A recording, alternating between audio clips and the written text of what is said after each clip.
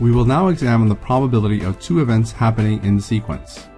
That is, the probability of event A followed by event B, which is equal to the probability of A times the probability of B, and is called the multiplication rule. We will first explore events that are independent.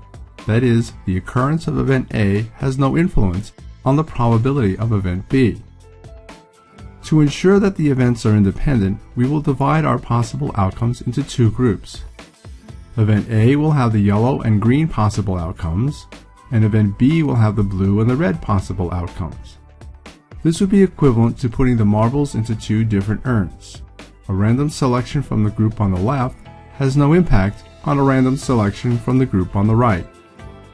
For the first example, we'll let event A represent the random selection of a yellow 5, and event B will represent a random selection of a blue 6. Let's now evaluate the probability of x equals a yellow 5 and x equals a blue 6. The number of ways x equals a yellow 5 can occur is 1 out of 20 possible outcomes of the group on the left. So the probability of x equals a yellow 5 is 1 over 20. The number of ways x equals a blue 6 can occur is also 1 out of a possible 20 for the group on the right, making x equals a blue 6 also 1 over 20. Therefore, the probability of x equals a yellow 5 and x equals a blue 6 is 1 over 400. Let's now evaluate the probability of x equals any yellow and x equals a blue 6. The number of ways x equals any yellow can occur is 10 out of 20 possible outcomes for a probability of 10 over 20. The number of ways x equals a blue 6 can occur is 1 out of 20 possible outcomes for a probability of 1 over 20, making the probability of x equals any yellow and x equals a blue 6 10 over 400, or 1 over 40. Therefore, the probability of randomly selecting any yellow marble from the first urn, followed by selecting a blue 6 from the second urn, is 1 over 40.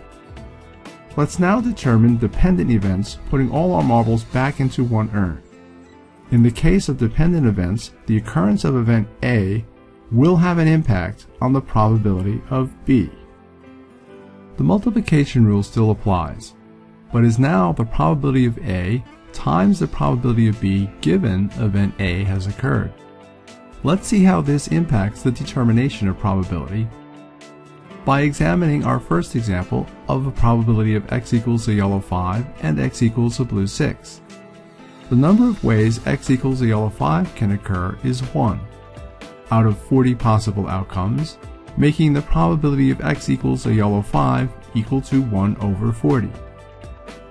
Because the yellow 5 marble has been selected or removed from the urn, it is not available to be selected for event B.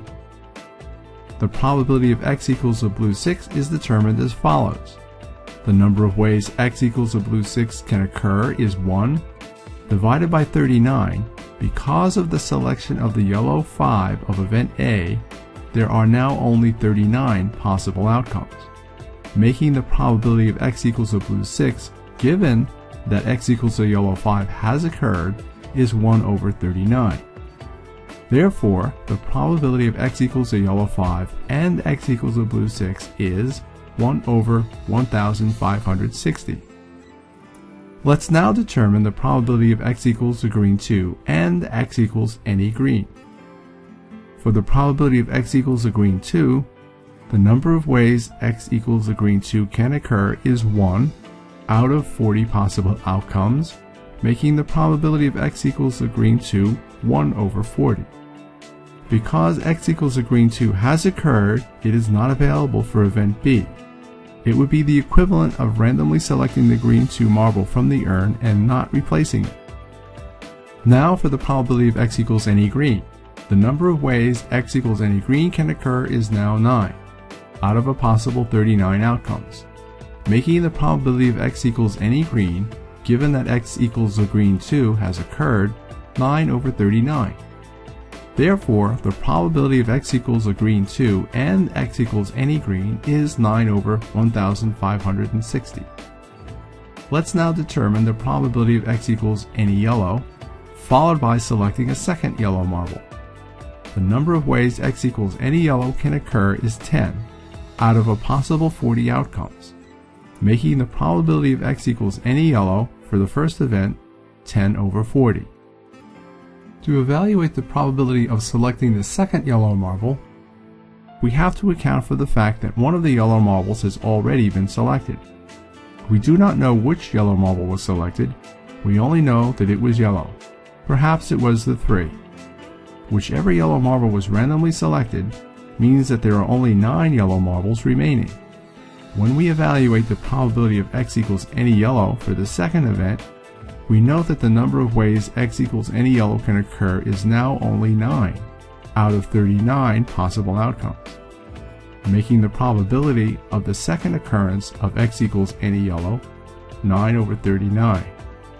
Therefore, the probability of selecting any yellow marble followed by selecting a second yellow marble is 90 over 1,560, or 9 over 156.